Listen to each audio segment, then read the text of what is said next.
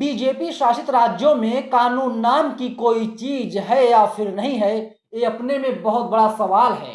BJP शासित राज्यों में मुसलमानों को निशाना बनाया जा रहा है, उन्हें मारा जा रहा है। कहाँ मारा जा रहा है, क्यों मारा जा रहा है, इसकी पूरी जानकारी आगे वीडियो में मैं आपको बताऊंगा। नमस्कार, मेरा नाम है नवीन कुमार नंदन और आप देख रहे हैं इंडिया इंटरनेशनल न्यूज। मैं आपको कोल्हापुर की एक खबर दिखा रहा हूं।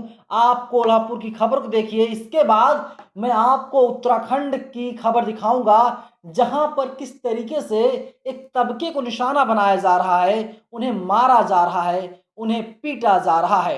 मैं आपको कोल्हापुर की खबर दिखा रहा हूं। जनरो मिरर ने छापी है खबर।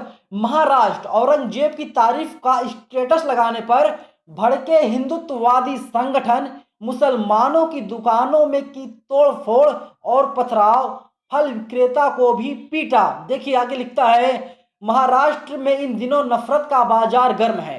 कट्टरपंथी छोटी छोटी बातों पर हिंसा करने पर उतारू हैं। अकोला के बाद अब कोल्हापुर दंगाइयों के निशाने पर आ गया है। कोल्हापुर में मुगल बादशाह हजरत औरंगजेब की तारीफ करने वाला स्टेटस लगाना भारी पड़ गया और हिंदुत्ववादी संगठनों के लोग भड़क गए और आरोपी के खिलाफ सख्त कार्रवाई करने लगे। इसी मांग को लेकर के हिंदुत्ववादियों ने आज कोल्हापुर बंद करने का आह्वान किया था।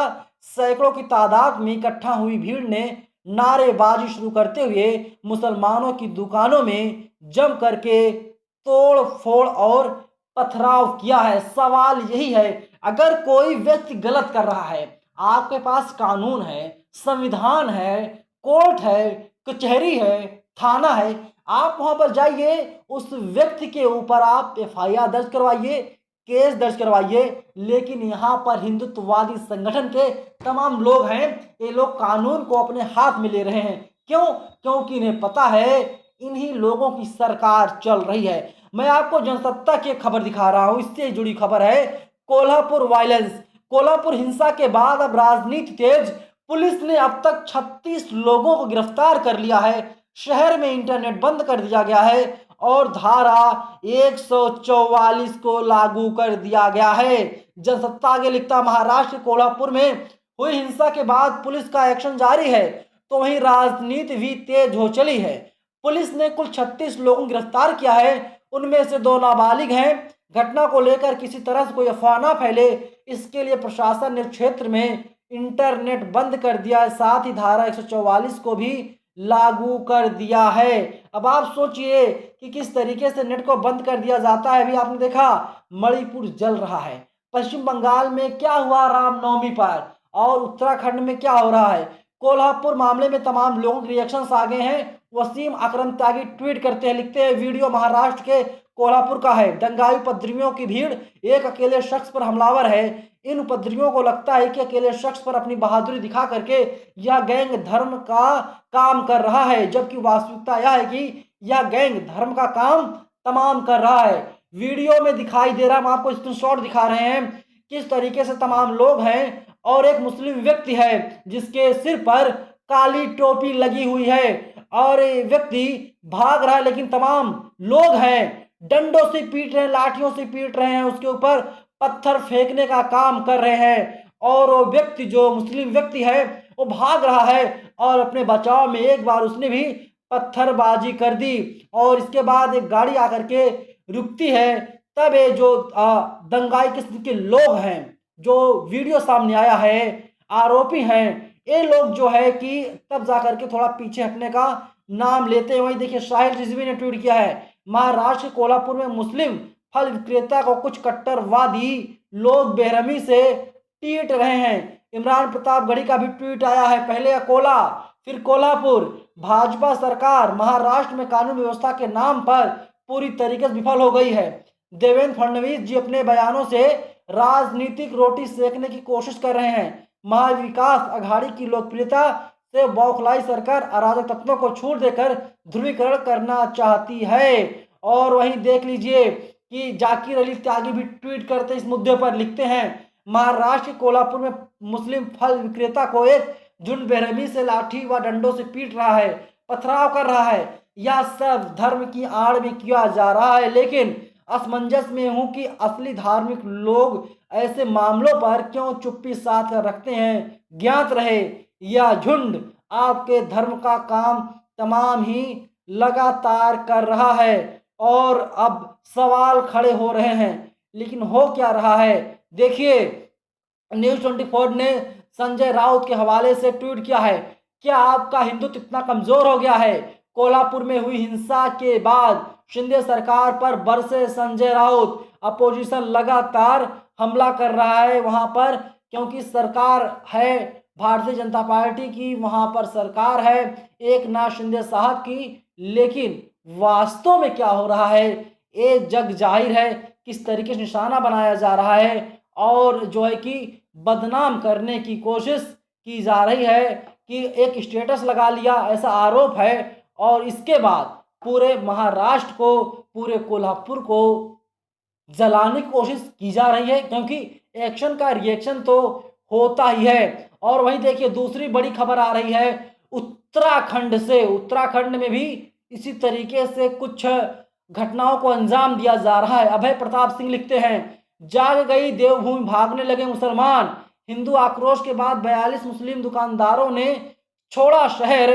दुकानों पर लगे पोस्टर, लो जिहादियों 15 जून तक पुरोला खाली करके चले जाओ।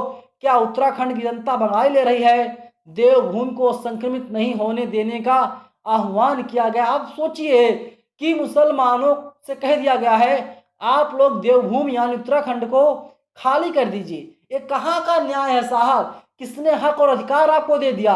अगर लगता है कोई भी व्यक्ति गलत कर रहा है तो आप जाइए कोर्ट के पास, आप जाइए पुलिस के पास, आप जाइए अदालत के पास, वहां से आपको इंसाफ मिलेगा। लेकिन आपको कौन अधिकार देता है कि आप किसी का आधार कार्ड चेक करेंगे, आप किसी का पैन कार्ड चेक करेंगे। जब कोई मुसलमान फेरी वाला आएगा फेरी लगाने के लिए, अपने सामान को बेचने के लिए, आप लोग उसे प्रताड़ित करेंगे, उसे परेशान करेंगे, उसके साथ मार पिटाई करेंगे।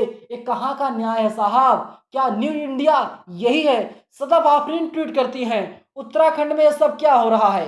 ये जो महिला है लोगों के आधार कार्ड चेक कर रही है, इसको यह अधिकार किसने दिया है। छोटे मोटे सामान बेचकर अपना गुजारा करने वाले मुस्लिम फेरी वालों को ऐसे प्रताड़ित करना क्राइम नहीं है क्या। यह देश सबका है, कोई कहीं भी जाकर रह सकता है, छोटा हो या बड़ा, किसी भी तरह का लीगल बिजनेस कर सकता है। या तथाकथित संगठन के लोग कौन हैं, आईडी देखने वाले और पूछने वाले तुम किस जात से, किस धर्म से आते हो। अशरफ हुसैन ट्वीट करते हैं, मुस्लिम दुकानदारों को वापस जाने के लगे पोस्टर।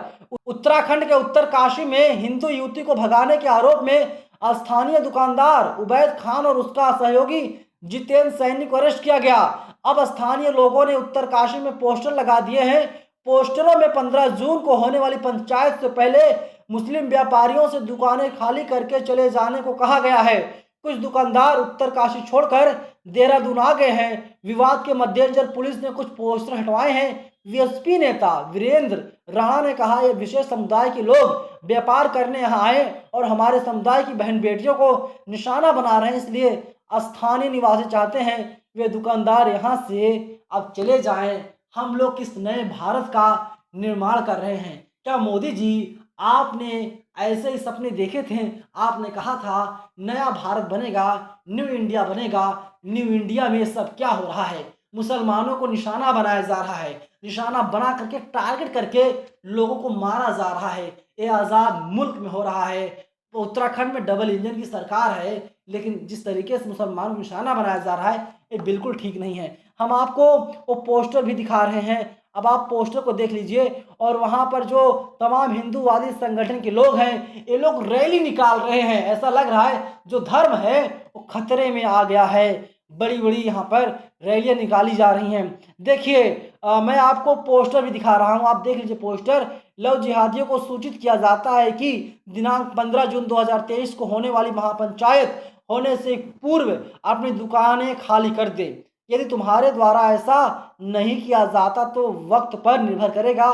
देवभूमि रक्षा अभियान, ये लोग देवभूमि की रक्षा कर रहे हैं और रक्षा ऐसे ही कर रहे हैं। मुसलमानों को ये लोग भगाने का काम लगातार कर रहे हैं। सांप्रदायिकता की आग में लगातार उत्तराखंड को झोंका जा रहा है। देवभूमि कहा जाता है उत्तराखंड को, लेकिन हो क्या रहा है? मैं आपको द वायर की एक खबर दिखा रहा हूं।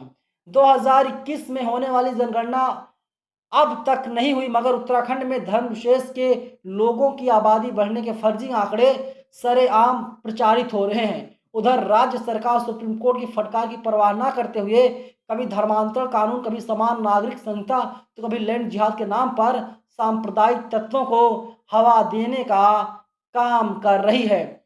और आप देखिए, दवायर आगे लिखता है, केवल 4 धामों के साथ ही अपनी आध्यात्मिक शांति और सौहार्द के लिए विख्यात हिमालयी राज्य उत्तराखंड धर्मांतरण को लेकर अशांत होता जा रहा है। यद्यपि धर्मांतरण सभी धर्मों में हो रहा है और खासकर धर्मांतरण कराने वाले के निशाने पर राज्य की सभी 5 जनजातियां हैं, लेकिन चर्चा और प्रतिरोध केवल लव जिहाद और लैंड जिहाद को लेकर है। जबकि पिछली जनगणना रिपोर्ट सभी धर्मों में मतांतर की पुष्टि करती है। और अब यहाँ पर लोग उकसाया जा रहा है। दवायर आगे लिखता है, उत्तराकाशी का जो पुरोला क्षेत्र लव जिहाद को लेकर इन दिनों झुलस रहा है, वहां मिशनरियों की सक्रियता के किस्से पटवारी पुलिस और सिविल पुलिस के रिकॉर्ड में दर्ज हैं। हेट स्पीच के मामले में उत्तराखंड सरकार को सुप्रीम कोर्ट की फटकार के बाद भी सांप्रदायिक विद्वेष रोकने के बजाय लोगों को उकसाया जा रहा है। अब आप देखिए, पुरोला में एक लड़की को ले जाने के प्रयास को लेकर के उठा बवाल थमा भी नहीं था कि चमोली जिले के गौचर में एक और लड़की को लेकर बवाल हो गया। पौड़ी के नगर पालिका अध्यक्ष की बेटी की शादी एक मुस्लिम युवक से करने का विवाद ही तब थमा जब पालिका अध्यक्ष ने शादी कार्यक्रम रद्द करने की सार्वजनिक घोषणा कर दी और मुसलमानों को लगातार वहां पर निशाना बनाया जा रहा है। फिलहाल कोल्हापुर और उत्तराखंड की खबरों पर आपकी क्या प्रतिक्रिया है? क्योंकि उत्तराखंड में भी मुसलमानों को निशाना बनाया जा रहा है, कोल्हापुर में भी मुसलमानों को लगातार निशाना बनाया जा रहा है। आप लोग अपनी राय में जरूर दीजिएगा। सवाल यही है, क्या आज़ाद मुल्क भारत में मुसलमान होना सबसे बड़ा गुनाह हो गया है? हो सकता है आप मेरे सवालों पर प्रश्नवाचक चिन्ह खड़े कर दें, लेकिन असल सवाल यही है। धन्यवाद।